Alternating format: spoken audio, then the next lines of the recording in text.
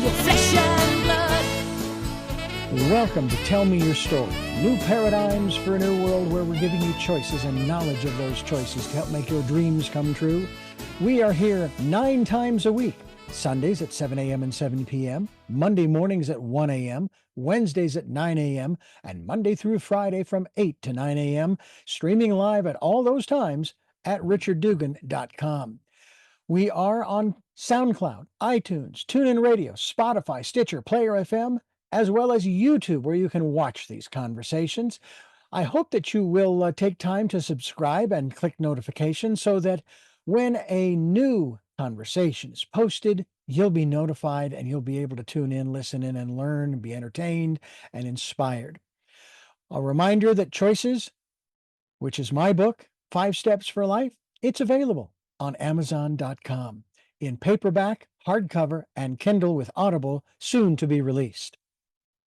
We also ask that if you can support the work that we are doing financially, we do have a PayPal account. It is there for your security as well as ours. And when they ask for an email address to whom you're sending, please go to richard@richarddugan.com. That's the email address. If you go to richarddugan.com, there is also a link directly to PayPal so that you can send us whatever support you can. And we thank you to those who have helped and to those who will help. We also ask that you take time during this decade of perfect vision, the 2020s, to go within to that quiet, peaceful, calm, still place and listen to that still, small voice. And with that, we now take you to our very special interview and guest here on Tell Me Your Story. This is Tell Me Your Story. I am Richard Dugan, and with us today, very special guest, Ken Lloyd. And Ken is with us to talk about the work that he does in regards to energy cleaning, light language. He's a catalyst for healing, for transformation, and for evolution. And he is a gentleman who I came across not too long ago, and I happened to experience a particular event. We'll talk a little bit about that.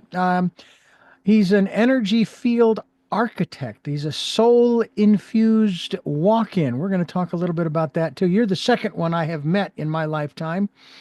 Also a transformational healer, an activator who works with the intricate layers of a person's energy system to design a harmonious, or rather harmonized, and help to harmonize the flow of energy within and around the body. Ken, welcome to the program. Yeah, thank you. And, I'm excited to be on here, and I appreciate the opportunity to share the story and, perhaps share a little gifts for everyone. So thanks. Absolutely. Well, we're grateful because every little bit helps. There's always room for improvement. And you have we'll get into your specific story, although this may actually bring it all the way into that story, is that you have a mission. Tell us about this mission for your life, and how long have you had this mission? Yeah, so the mission for me is to assist in the healing of millions of people. And just to be clear, no one really heals anyone. The energy does it. So I may say I'm doing it, but the reality is spirit, the universe is doing the healing. Mm. And, I wasn't aware of this at all. My life changed in 2018. I had no spirituality, no energy work, no religion, no nothing. I was a 3-time cybersecurity entrepreneur. Built 3 companies and sold them. And in 2018, I was selling the 3rd company, and I had been diagnosed with a pituitary tumor. It turned out to be a cortisol tumor wrapped in a cortisol cyst. So stress, stress, stress. But in spring of 2018, I found myself, angry with my business partner, and I needed to go lay down. I needed to kind of just tap out for an hour or two and relax. And the moment I laid down, my body became, well, electrified, if you will. My stomach arched up in the air, and for a period of 2, maybe 3 minutes, the energy swirled through me, and I could feel energy being pulled out of my abdomen. It was the craziest thing, and I passed out, and I woke up the next day. So what had transpired, I didn't know it at the time, but as I moved forward, what had transpired was that it was a near-death experience, but not the kind that we hear about typically. Not the kind where somebody would see themselves floating above, the bed or, going over and having a life review or their bodies instantly healed because they had these energies. For me, it was the idea of a tunnel opening and one of those soul aspects, walking into my energy field. This is what's called a walk-in. I didn't know it for, probably a year and a half after that, but my everything about me began changing the next day. My anger eventually went away. I became more peaceful. And rather than focusing on my acquisition and the computers and all of these things, I found myself, you know, passionately Googling what had happened to me. What was this energy in the body? What was spirituality? What was consciousness? And it just all began snowballing into more and more topics. What is your aura? What is remote viewing? Trying to understand what had taken place. And I still needed to heal myself. I had a lot of trauma in my life at that point, and obviously going through the acquisition. But as soon as the acquisition was done, I ended up getting the surgery to have the tumor removed, and I started learning how to take care of the body, right? I learned how to detox the body, how to shift the diet, and I began, hiring people to teach me, what is multidimensionality. Now, at this point in my life, I had no idea why I was doing this. The the passion was incredible. If you've ever started something in your life, if you've ever started a company like I have, the moment you pull that trigger and you're all in it, every moment of your day is about building that company, getting to the point where revenue, so on and so forth. Well, it was that same passion I was experiencing again with myself, and I couldn't understand it. So I started reading books about energy healing. Didn't know why. And I'm teasing around with friends and family. I'm like, does this work? Does this work? And they're all giving me a response that yes, I can feel the energy and so on and so forth. And I took Reiki. But I also took an energy healing modality at some point. I had read the book and I was doing the work and I took the course and I was doing the course. It was an eye-opener for me to see that these things were happening to strangers now through this process. So I then went ahead and hired someone to teach me multidimensionality. At some point you can only read so much, right? And I'm Mhm. like, you know what? I'm just going to find somebody in the field, help me understand what was going on. So I hired someone who began taking me on these meditation journeys, and I was doing them as well. And I had never, ever experienced these things in my life. And, quite frankly, when you pay someone to show you something, there's an issue of confidence and are they really just pulling my leg, right? Are they just wanting the money? But so on and so forth. And, my life began to change. It really did. And, I ran across this interview by a woman named Sheila Seppi. And Sheila Seppi wrote the book Walk-in Cosmology of the Souls. And I had been told about 2 weeks prior to randomly stumbling on this interview, this person comes up to me. She says, "You are a walk-in." I had no idea what this was. Mm. So then I find myself in front of this interview with Sheila Seppi. So I immediately bought her book, read it, and as I'm reading through the stories in the back of her book there must have been like 14 different walk-in stories.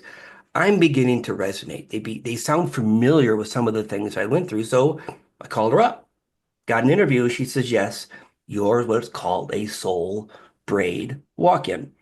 And so let me explain the concept of walk-ins real quick for the audience. Sometimes when people have these near-death experiences, they're ready to leave. Their mission, their purpose, their thing is done. However, there's another soul that may want to come in to the body. This is not a hijack. This is not a possession. This is not an exorcist thing. It's a very positive, loving thing. So it's what's called a soul exchange. One soul out and one soul in. And when this soul comes into the body, everything is unfamiliar. And that soul will go through transitions where they go through a divorce really, really quick, right? They end up moving, they change jobs because none of these things are familiar. For me, a soul braid is when a soul came over. Now, I never left, but that soul came into my field and it's like a braided hair or a braided rope. Mm. That soul in my field was the one that was pushing me towards the material, the books, the reading, the shift in my diet, the shift in the way I perceive the world. In fact, I say it, they had me turn off the news.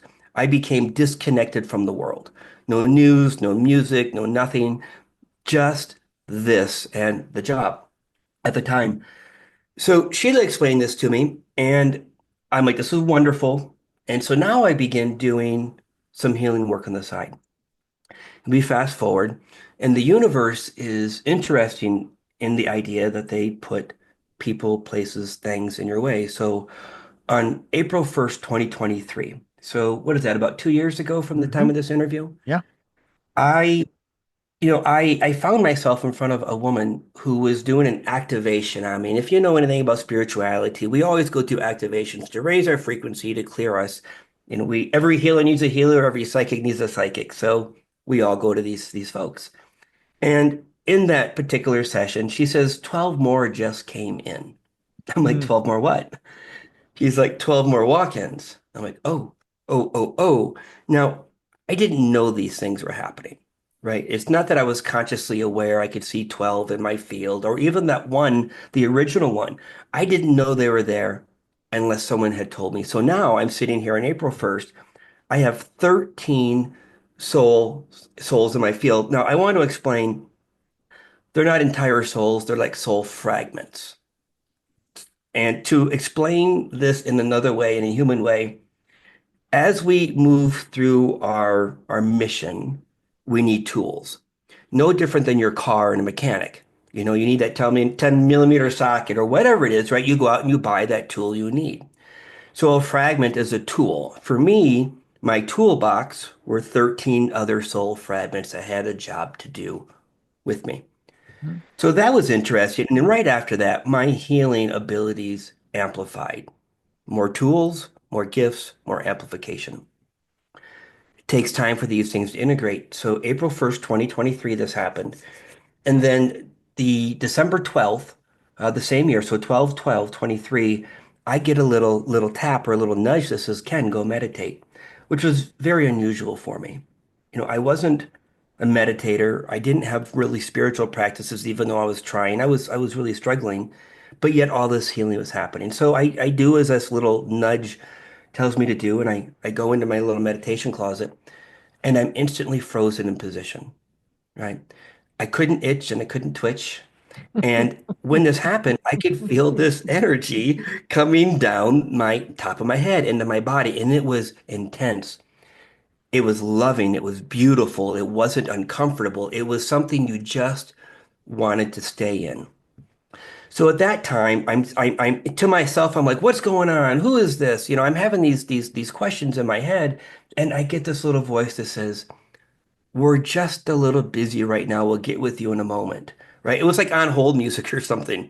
And the moment that happened, my team, we call them our teams, turned off my ability to ask questions for the remainder of the 13 minutes. So I'm sitting there, I can't move, I can't think, I can't process. All I can do is witness what is happening to me. Well, again, every healer needs a healer and every psychic needs a psychic. So I phoned a friend that says, what just happened? Well, my higher self, which is kind of us, but and I like to refer to it as our multi-level marketing upline, right? My upline. I'm as simple as it gets. Like, I don't Yeah. have that 30-year foundation. So my upline, my higher self, was moving into my physical body, which in itself is unusual. So here we go. I was almost 5 years into the journey now, and I'm doing all this healing, and I'm thinking this is wonderful. I've got a wonderful marriage. I've got a beautiful home in Naples, Florida. I've done well for myself. Life is perfect. And that all changed. So 3 weeks after this has happened, I was compelled to ask the wife for a divorce. Right now, I didn't have marriage issues. It's just that I had begun changing so much that now I needed to shift. So I asked for the divorce. I sold all my cars, gave all my belongings away. And by March, I found myself in Mexico. Now, I had never left the country before, and I don't speak Spanish. So for me to do this was really, really strange. But I ended up with my all my belongings fit in three suitcases, right? And of course, Hmm. one of them was all the computers, the drones, the laptops, all that. And within about 3 weeks of being in Mexico, nine more of these soul aspects arrived into my field. Again, you can think of these as tools in the tool chest or the tool belt. Takes time for these to integrate. So I'm in Mexico. This happens, and then by July, I find myself in Tulum, Mexico. And as soon as I arrived in Tulum, I get the little message. Ken, you're going to go do Cambo and Bufo. Now, for those of you that aren't aware of these are a plant medicine or a psychedelic plant medicine. I don't like these things. In this particular case, it wasn't necessarily a plant medicine, it was a frog poison and a toad poison, but used in ceremonial purposes. And the Cambo was done first, and they burn these little holes in your arm, like little incense hole, little dots, and they apply this frog poison, which creates, it makes you purge. So it rapidly opens up the cells of the body so that it can detox you quickly within minutes. So Hmm. this happened, and I went through that pretty good. And then 2 hours later, I'm doing the Cambo, and my God, that was literally out of this world. So as you inhale the DMT, they call it the God molecule if you Google it, right? Now, Yeah. I'm not Mhm. familiar with these things, and I'm happy to not be familiar with these things. But so, it's just, there are things we do. That's not one of them for me. But I did this, and it was the most incredible, peaceful experience and transformational experience. So as I do this and I fall back onto the mat in this big tent in Tulum, I I have 10 or 15 minutes of complete missing time. I have no idea what took place. But as I start coming through, the room, and my eyes are closed, is all fractals. And, to age myself, when we were young, we used to have those little kaleidoscope fractal things we would look at our eyeballs through. Hmm. Same thing, but intense, intense, intense. So intense you want to wear eyeglasses or sunshades with your eyes closed. So as I'm laying there with my eyes closed, I'm coming through, I'm noticing 22 souls in the room with me. 21 of them were shards of light, fuzzy, if you will. But the one to my right felt as 3D as you do in this interview right now. And I opened my eyes the best I could, and he's there still. I'm like, what is going on? Close my eyes. And as I'm starting to come through, they gave me two messages. The first one was that my 24th chromosome was now online. I didn't even know what that meant. And the second message was everything that I had experienced for healing was nothing more than the sniff of the aroma of what was coming. The universe is funny because I was trying to learn how to cook. So they used the metaphor of what I could relate to. So at that point, I had again so much energy in my body, and my team is now kind of talking to me. And they're having me practice these meditations for the next week or two. And the intensity of these meditations, the energy, was to the point where I couldn't get out of my chair. I couldn't animate my body to go from the chair to the bed. And it would take a few minutes for me to get moving. It was so intense. But to sum it up, what had taken place that day was as the cells of my body was opened, and as the ego death occurred, which is what Cambo does, it kind of walks your ego out. I'm sorry, it's what Bufo does. It walks your ego out temporarily, which allowed all 22 of them to merge in with my soul.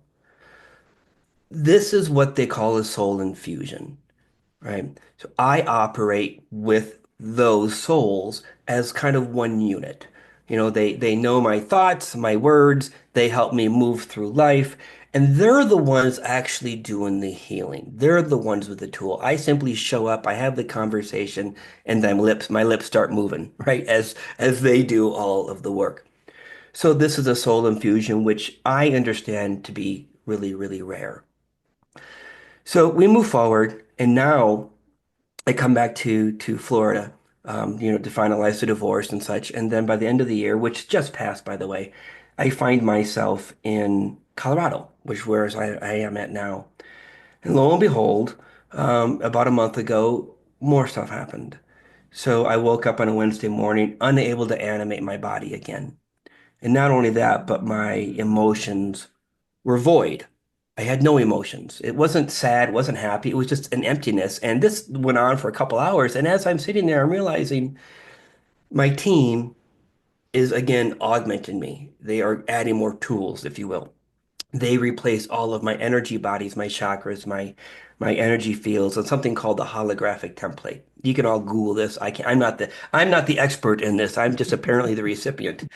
Right. So they replace these, and now again, the intensity of the energy in my body. The reason my team, who obviously is with me the rest of my life, does this is so I can reach more and more people with the healing I'm doing. So I'm going to pause there and take a breath and see if I can answer some questions for you, Richard. But that's kind of the story and where we're at today. And quite a remarkable story. Two things. Number one, I have been looking at some of the comments, and they're sporadic, thankfully, but at the same time, I recognize my role in these programs. And there are some programs where I do tend to spend a majority of the time talking instead of the guest. So, to Mm. those who are not appreciative of that, my apologies. However, there's another area too, because we're dealing with the subject of health and wellness. Hmm. And I had an interview that was done 3 years ago in 2022, posted on YouTube with a doctor who, or with a gentleman who was talking about gut health. Mm. And at about an hour and 6 minutes into the interview, I made an analogy based upon my understanding of what homeostasis was and so forth, and how we needed to put the right fuel in our bodies, to which, and I hope I don't get this program screwed up because it's an analogy, AI. It's an analogy. My wife and I owned a Volkswagen Jetta that required diesel fuel. We drove it into a gas station. That particular station, they had people who fueled it up for you following a car wash. Very nice. When we got the car, we started leaving, and it was making the weirdest sound in the world. And we pulled off, and we had somebody come over and check. And it turns out, instead of putting diesel, they put in gasoline. The analogy that I was making in comparison to that story was that we needed to put the right fuel into our bodies. Otherwise, our bodies are not going. I was not saying put gasoline or diesel into the body. So to AI, you need to get with the program and understand what an analogy is. And to that end, we're talking with Ken Lloyd. KenLloydOfficial.com's the website. We're going to be linked to that website as we continue here on Tell Me Your Story. You know, Ken Lloyd is my guest, and we're talking about a lot of things. His story in particular, his mission is to help individuals and the collective to release what no longer serves them, awaken their true potential, and align with the frequency of their highest potential. Now, I happen to be watching and listening to, not participating in per se, but I'm grateful to Ken for sharing this with me. Something that I think that you folks are going to find rather interesting. And with your permission, Ken, I'm going to just play maybe 10 or 15 seconds of this. Mishkatoria Natariga Toshkatoria Nokotoria Nadaria Naro Doria Moratoria Dichkadiga Nitikuria Moratoria Shataria Nisholotoria Momolotoria Riaria Shuria Nama Mayala Roshakoria Shuria Malalo Tornia Doria Oriataro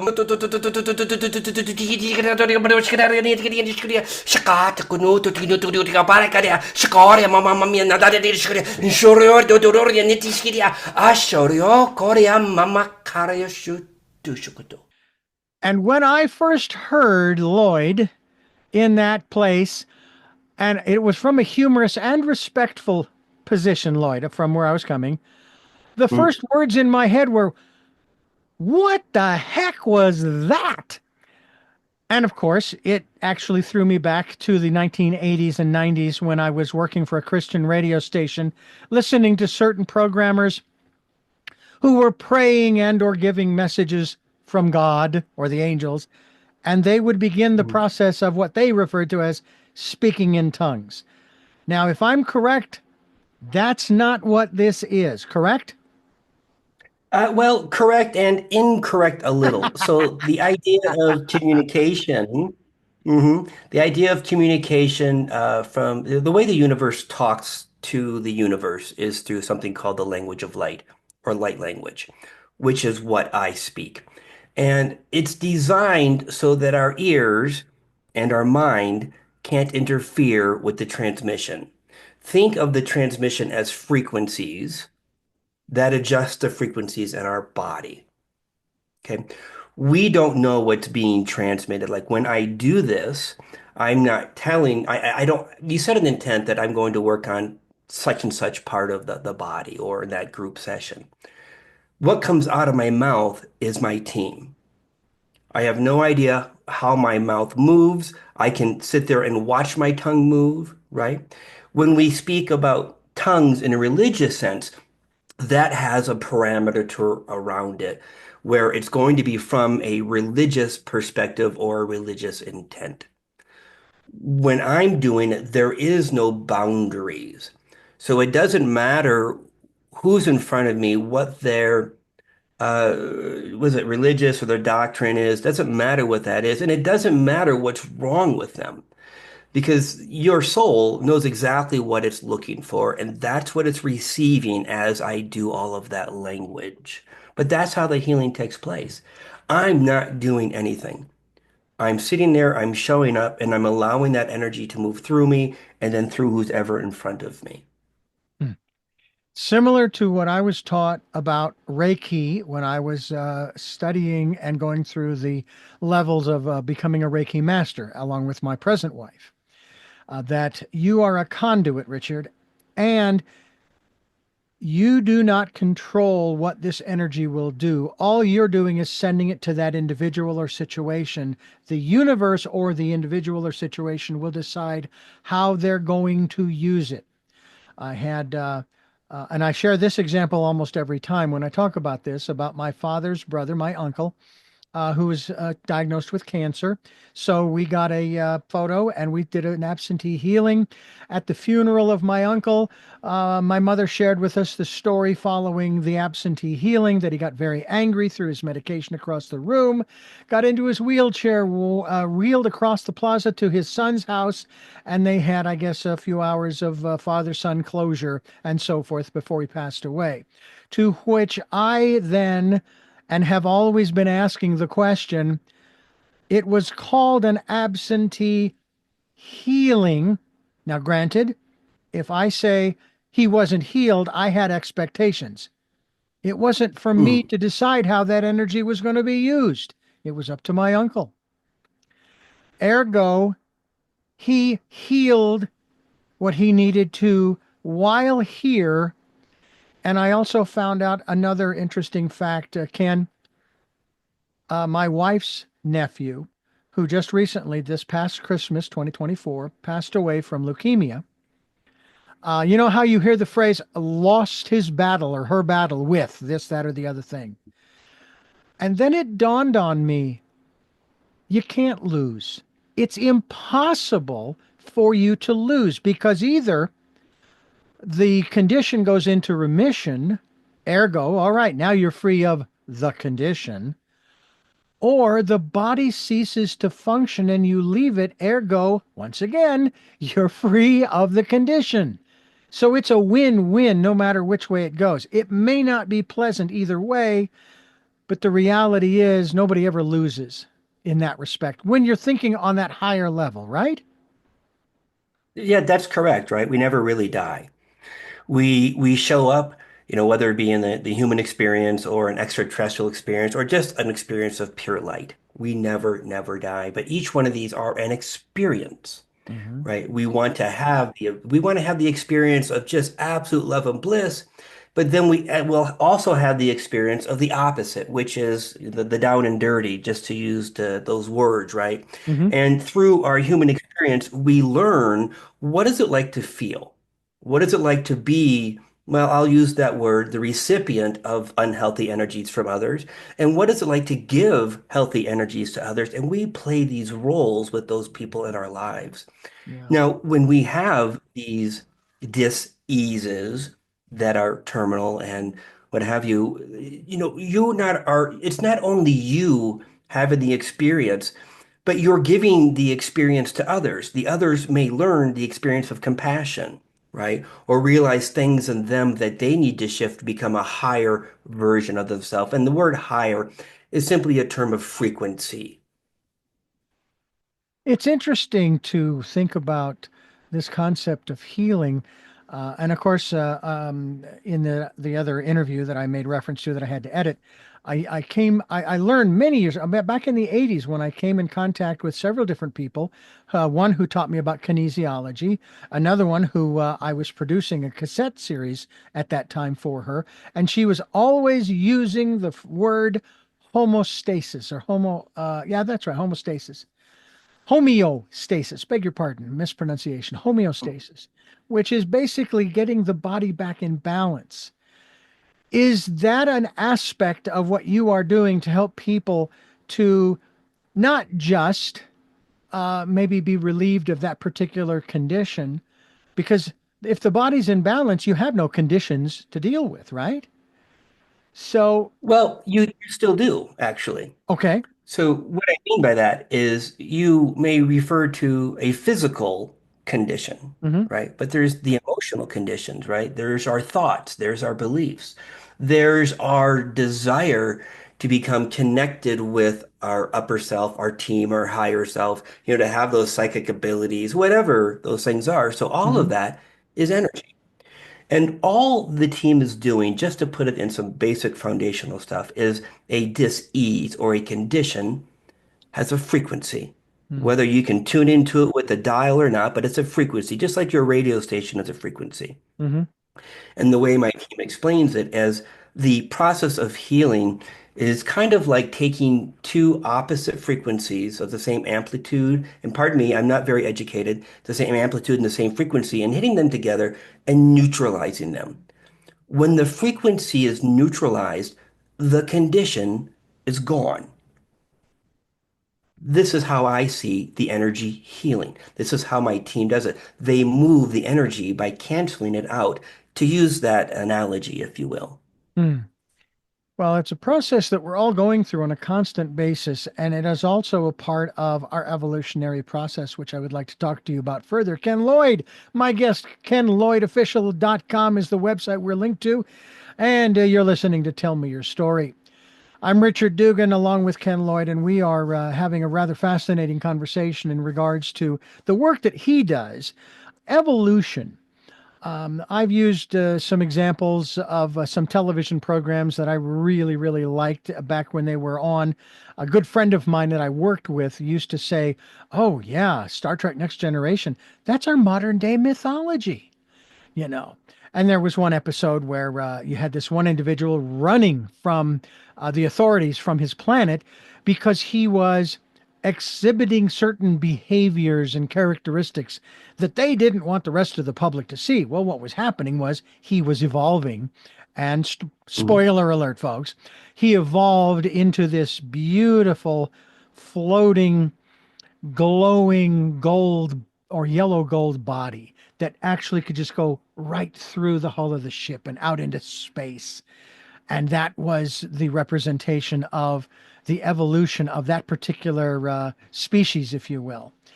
There's a part of me that actually thought that would be kind of neat. Not necessarily to be able to go through walls or anything, but to evolve to a place where the authorities didn't bother him because he knew there was nothing he could do about what was happening to him. He was changing and he couldn't Mhm. control it. It wasn't something he could stop.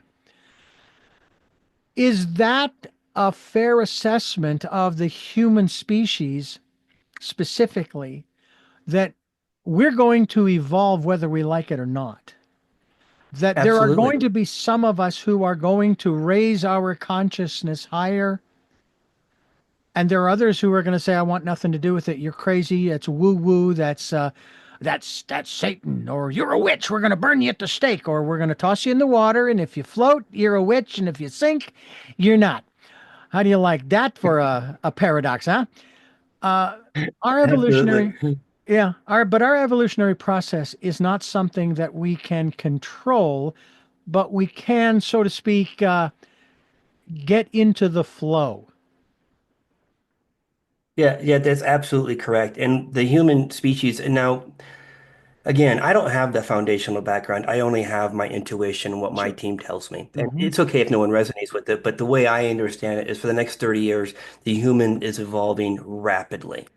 Okay. And I'm part of that change. And not just me, thousands or millions of others are going Yeah. through their personal evolution by raising their frequency.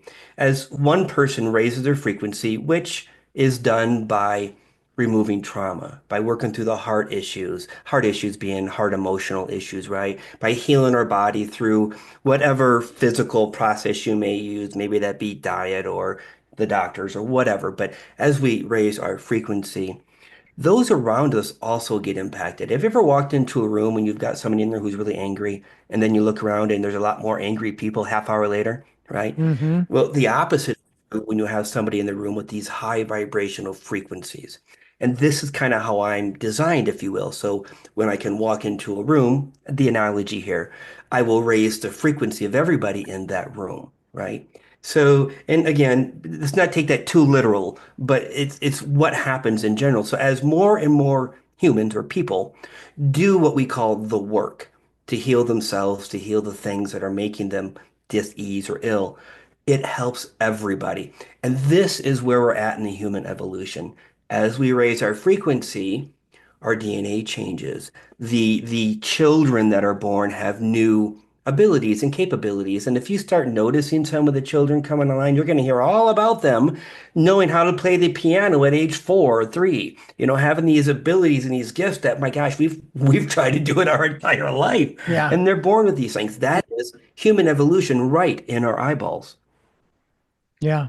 It's uh, it's something that is going to happen. It is happening, and there is no stopping it. And I have to say that as much as I would love to be able to say, no, go ahead. If you want to live the life the way it was in the 1950s or the 1920s or the 1830, whatever time period you want, fine, more power to you. Yeah. Unfortunately, and I'll use, we're doing a lot of analogies here. I hope we don't get overtaxed for over analogizing. We have a lifeboat and it'll hold 8.5 billion people or whatever the population is. However, there's only one condition. You can't take the old ways of living with you because they don't work anymore. They don't work. And that's what we're looking for, Ken. We're looking for those new ways of living because the old ways don't work anymore. And we're trying to encourage people to realize that they have choices. I want to talk a little bit about that as we continue here. Ken Lloyd, my guest, kenlloydofficial.com is the website, and we will be continuing here on Tell Me Your Story. We're talking here today with Ken Lloyd about a wide variety of things, and one of the things that is fascinating to me is this process that we are going through, moving forward in time. I know I've commented on this over and over again in the last, I don't know, 8 to 10 or 12 years or more, that it seems like I can't keep up with the calendar. Not so much the clock, but the calendar, and the years just go flying by. I can't believe that I'm almost 65, that I've been here 65 years, which still, relatively speaking, is nothing more than a puff of smoke, less than a puff of smoke in the totality of the universe. Um, and I often wonder, because my desire is to live to be 100 and continue doing the kind of work like what you're doing in terms of encouraging people to, so to speak, get on the bandwagon. That it's not going to hurt you. It'll actually help you and everybody else around you. When you began this work, I'm sure there was quite a struggle between the messages you were receiving, the information, so forth, and your personality or your ego self. that no, this is not what I wanted. It's kind of like what you said earlier when you described living in Miami and the wife and the house and life was perfect, as perfect can be, and yet wham, you're hit with this uh tough. This is what we You, want you you to know, do. it wasn't, I wish that was the case. And it's really, really weird. In the idea of imagine for the first 47 years of my successful life, I was asleep. And then as this happened to me and my frequency was raising, woke up. I woke up to my true purpose. So I did have a lot of frustration and, not so much anger, but I couldn't understand what was happening. And it's not that I wanted it to stop because it felt so beautiful. When you can show up in front of somebody and you're able to help somebody, it doesn't matter if you're helping them change a tire on the side of the road, right? There's a certain charge that you want to hang on to and you want to do it again and again. So that was the driving force, but it felt so natural. But my frustration came because I didn't know what was happening. I didn't know I was waking up, right? And I wasn't getting, it's not like I got an email every day that says, today, this is going to happen to you, or, right? Mhm. Or get ready next week, these things, nothing like that. So the frustration was, a lack of awareness. It's like moving around in the dark, knowing there's a door there and you're heading towards it. You just don't know when you're going to reach it. So for me, my inner standing, as we say, our understanding or our inner standing is this is actually my job. This is what I've done over and over through all my lives to show up to serve in the way that I do. Hmm. That, by the way, is interesting because when I came to Santa Barbara in 2006 and I went to work for this gentleman who I still work with today, his mantra, if you will, uh, is, has been, and probably always will be, when specifically speaking of the radio station, his phrase was, "We're here to serve." That was his Mhm. phrase. We're here to serve. Well, for both you and I, that is our life's purpose to serve. And what way we serve is the way that you're doing it, the way I'm doing it, and others who are listening, the way that they're doing it. When you have these gatherings, and I attended, as I played a little bit ago, some audio from one of they weren't actually messages. It was the process that you go through to Mhm. facilitate someone else's request for healing of a particular condition. That you, as you say, you don't do the healing. You're just sending the energy, but you're sending it for that person for that particular reason, right? Yeah, Yeah, but I don't even need to know the reason. So think of it sure. like this.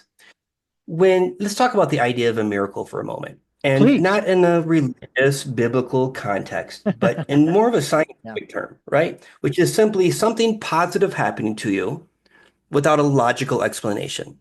The ability for your dis-ease. I like to pick on my shoulder.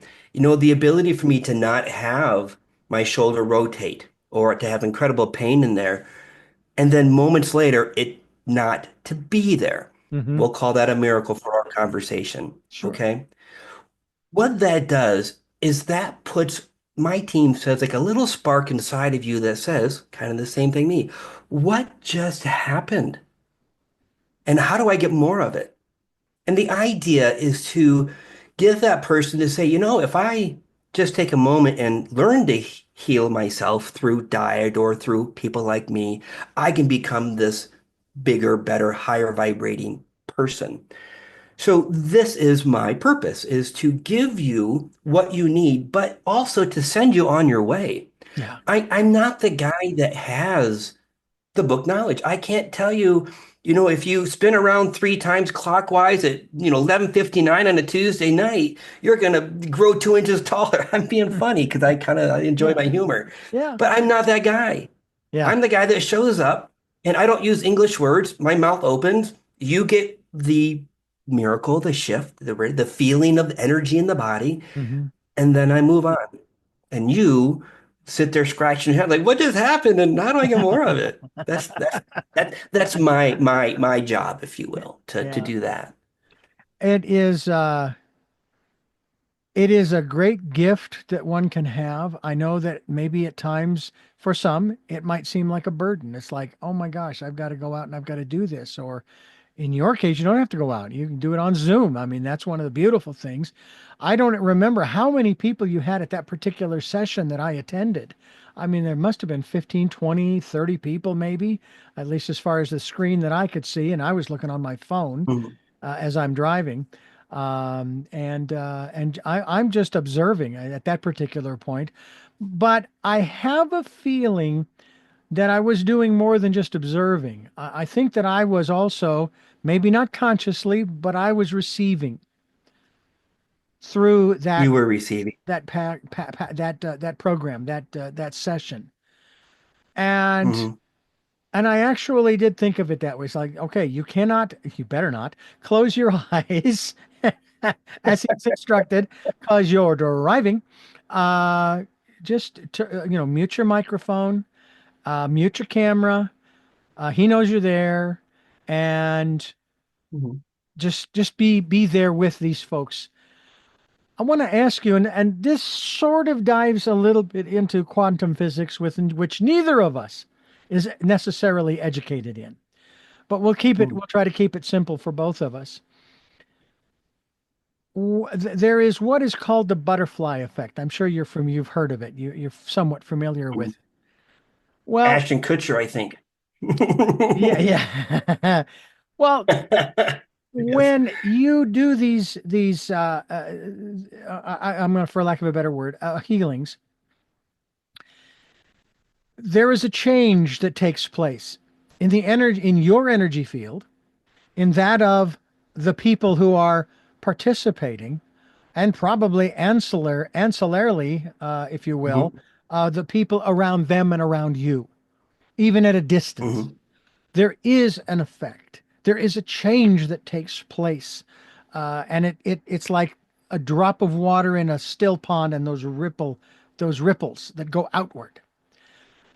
What are your thoughts, if any, or have you pondered at all the impact that what you are doing for these people who are participating in this, what kind of an effect it may actually be having on the planet? Yeah, my team does call that the ripple effect, by the way.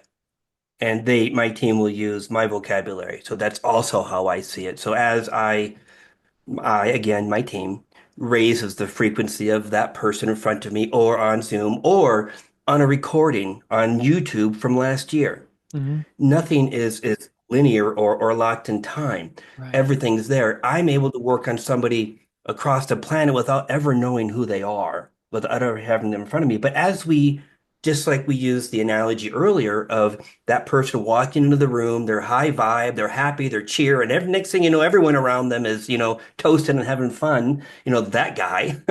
Hmm. It's the same thing. Yeah. As we, the team, worked on person A, their family also gets a little bit, and so on and so forth. It just shifts everyone. And it's not something that can be measurable, even if all of a sudden you just wake up every morning just a little more happier. There's a shift that takes place, Yeah. and then you move that through the next person. I would also produce back in those days, back in Phoenix, programs that the hosts would come in and they would basically solicit phone calls for prayer. And over the years of Mm, doing this program, I noticed that a lot of the same people were calling in. And I came to the conclusion, and it wasn't a judgment, it was a conclusion, that these people who called in regularly, they weren't looking for healing. They were looking for connection. Do you mhm. find Yeah, that? and I have to, Yeah. Talk to us about that yeah. aspect of it. How important that So, is. so yeah, there are people who show up for connection, and there are people who show up for their healing. And then there are people who show up and leave because they got exactly what they needed. Mhm. And I can recognize that, sometimes we show up and we want to have, again, just to pick on my shoulder, isn't it? The shoulder to be healed, and Hmm. you show up and you show up and it doesn't happen, right? And you get frustrated. And this is part of learning how to release. My team calls this insistence is resistance. When you insist on how something has to show up, there's a resistance to it. Meaning that I do see these folks showing up every week and getting frustrated because they're not receiving what they want. But meanwhile, what's really happening behind the scenes is there's 1,000 layers to that onion that have to be cleared first before they actually get what they need. And yes, there is companionship. We call that community. And what again, to go back to the idea of the miracle or that spark in someone that says, what just happened? They then go find their community, right? To talk and to connect and to help each other. It's a beautiful, and to use a not so beautiful word, an infectious way of us connecting to each other. The idea of communicating without politics and without news or without life events, you just showing up and say, hey, how can I help you? And what happened to you last week? And let's compare notes. This is community that builds in a very, very natural way. Yeah. And I know too that we need it, not just from the standpoint, as many people have talked, especially during the pandemic and the lockdown, especially with the kids. Supposedly, we have a lost generation, and I'm sitting there going, "No, we don't. No, we don't." All right. So they didn't get to play with their friends at school. All right. Mhm. They were home with you. What did you do? How did you socialize with them? I mean, come on. Let's put the focus where it needs to be and not where it doesn't need to be. And I think that's really important. We're talking with Ken Lloyd. KenLloydOfficial.com is the website, and I'm Richard Dugan. This is Tell Me Your Story. The process of transformation, Ken. Someone said to me once when I said that I wanted to change, and I just used that word, whatever it was I was wanting to.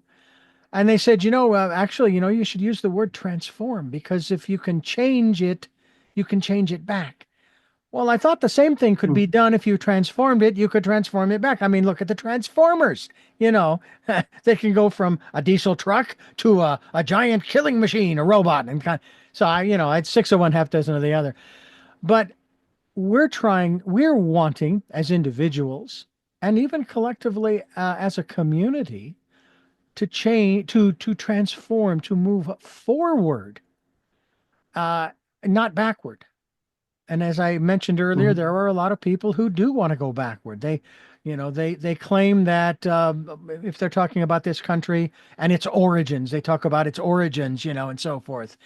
And I'm thinking, you might want to go back even further. Just keep going. No, no, no. Another century. No, another millennium. Okay, just keep going, keep going, keep going. Let's go back to when life was simple. I don't know about you. I went through a session, a hypnosis session called Life Between Lives with a local practitioner, Mhm. based upon Dr. Newton's, not Isaac Newton, folks, Dr. Newton's case studies that I had read off of Audible. And basically, Life Between Lives is basically you're taken back to your previous life and then to the Mhm. death, and then that space between that death and the birth of into this life. And everybody Mhm. had almost identical or similar experiences. But what I liked was the previous life of mine. I was living on the prairie. I had a farm, had a cabin up in the mountains where it snowed and everything. Oh man, to go back there, no more cell phones, no more computers, no more. I mean, okay, no more electricity. I can use the oil lamps. I can go out and chop wood. Da da da da da da da. To me, by comparison to today, that is the simple life. Mhm. And it seems to me that there was a lot more, I don't want to say meditation, but more pondering of what life was about. Mhm. And there was more commitment to community, to family, to self. I mean, you had to take care of yourself because if you didn't, who was going to milk the cows and plow the fields and or whatever else needed to be done? to put food on the table. You had to take care of yourself because if you didn't, you were probably going to die because medicine wasn't so great back then. But that's the way it was. Do you think that we're evolving or transforming to not that life, but to maybe a simpler life where maybe we won't need the phones, the smartphones, and so forth, because we will develop that, let's say, that innate telepathic ability? Does your team talk about that at all? Yeah, absolutely. So when we talk about, let's just call them gifts for a moment or spiritual gifts, and one of Sure. them is telepathy, right? And if you can just kind of look at a barometer, this is what my team is showing me now, temperature barometer, right? As we raise our frequency, new things are ready for us. As we move up and we do in this lifetime our own inner work, we call it, those gifts turn on. Our empathy turns on for others. Our ability to know what's happening with the person across the room without having a conversation with them is amplified. And this is bringing the human closer to the human. When you are able to empathize or feel or understand another person in the room, you're less prone to poke that person, to use that analogy, right? You're less prone to want to harm them or to make fun of them or to deny them something. It's the opposite. This is where the human is going, despite all of the stuff we have happening in the world. We don't need to name any of it, right? Right. When you go inside and you raise that frequency, your world outside shows up different. I don't have any of that. We'll just call it the trauma and the drama of what's going on in the world. I don't have any of that happy. My life is beautiful. My life is simple as well by choice Hmm. because I show up to do the thing I'm doing. But the same thing happens is, the idea of you running into that angry person, that random angry person at the grocery store, right? Today, you might just want to get up in their nose and give them back exactly what they're dishing out. Yeah. But when you raise your frequency, you realize that person in front of you is going through a trauma. They're going through a situation. They're going through something else that has nothing to do with you. And while you don't need to get into it, you don't need to know, your reaction changes. And it doesn't become one of confrontation and confrontation. It becomes one of acknowledgement and moving on. It changes. Your world just changes. And it's refreshing. You don't have to come home and drink because you have to. You come home to enjoy that glass of wine because you enjoy that glass of wine, as an example. Yeah, yeah, exactly, exactly. A thought occurred to me that confrontation that might have been you come up to that person and realize that they are having that bad day, and you might respond with, "Hey, I can see that your day's not going so great, so let me step out of the way. Let me just step out of your way, Mhm. okay? And you can go on." Just a little common courtesy, a little respect in that regard. And again, not getting into what the problem is, what the issues are, or anything like that. And you're also not raising the temperature, the barometer of that situation.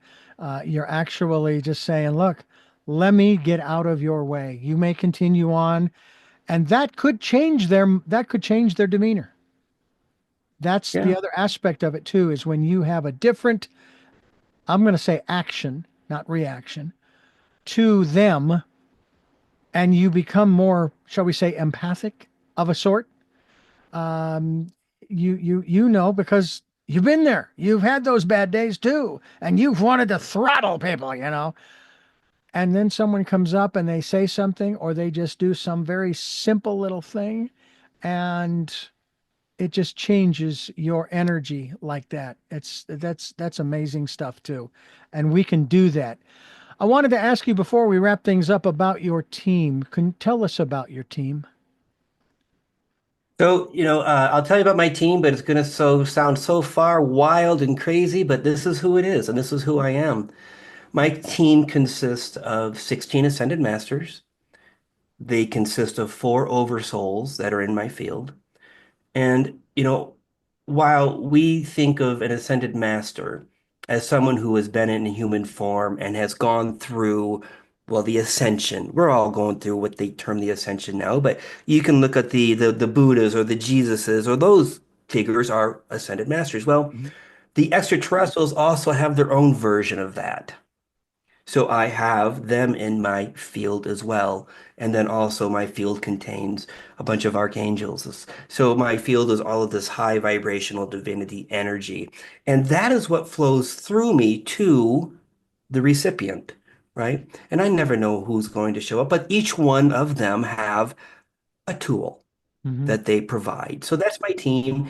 And, the way that my team explains it to me, and it's been pretty consistent, is when we go through our own evolution in this lifetime, it's like a staircase. We'll kind of get this bump in frequency, a bump in a gift. Maybe we're telepathic all of a sudden one day and we're just having fun here, right? But then that'll plateau for a month, a year, 10 years, and then boom, you have another amazing experience in your life that says, wow, for me, they tell me I'm on an elevator that never stops. Mm. Because of what we call our mission or our job, I'm here for millions and millions of people. My tool belt will continue to increase and increase depending on who's in front of me and what they need. So my team, yes, they're divinity and they're okay with me swearing at them, getting angry with them, like, hey, what's going on? They're very loving. They never yell at me, but they get it from me when I'm frustrated. I'm like, hey, you didn't tell me this. Yeah. But yeah, Interest- it's amazing. And it's interesting too, because I just spoke with Britt Elders, who has written, has actually its 45th anniversary, I believe, his book on a particular UFO case study that took place. And then I interviewed a woman out of Ireland who has communication with the Pleiadians. And the Pleiades and so Mm. forth, and I just find all of this. There's a connectedness here. It's fascinating to me in that regard, and I appreciate the fact that no, it doesn't sound strange to me. It might to someone listening or watching, but that's fine. One of the things that, and I say this humorously, all right, I say this humorously. Now that you've heard the program, those of you who are still listening, and now you got to deal with it. Not today, maybe not tomorrow, but someday.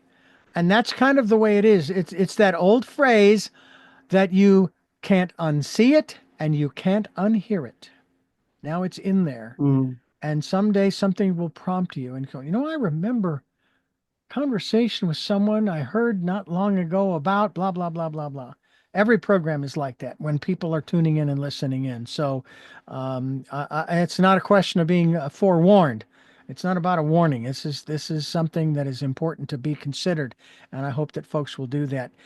Ken, I want to thank you so much for being with us here on the program. This has been a fascinating conversation, and I'm glad that Sheila Seppi put us together. She's the one that told me about you, and here we are having our little chat. And again, it was quite an experience. So thank you so much for joining us.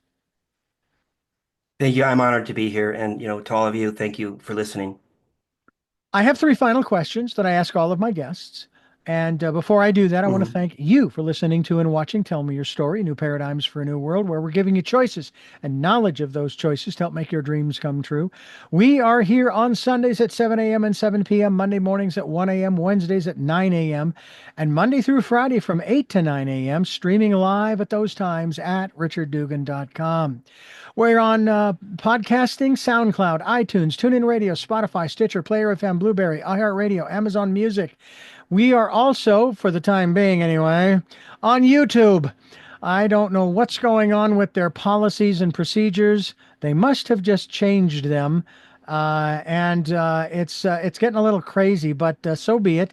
We're there. You can watch these conversations, and I hope you'll subscribe as well as click notification so that when I do post a new conversation, you'll be notified. I want to remind you that my book, Choices, 5 Steps for Life, is available on Amazon, and it is in hardcover, paperback, and Kindle with Audible soon to follow. We're also encouraging you that if you can, to support us financially. We have a PayPal account. It is there for your security as well as ours.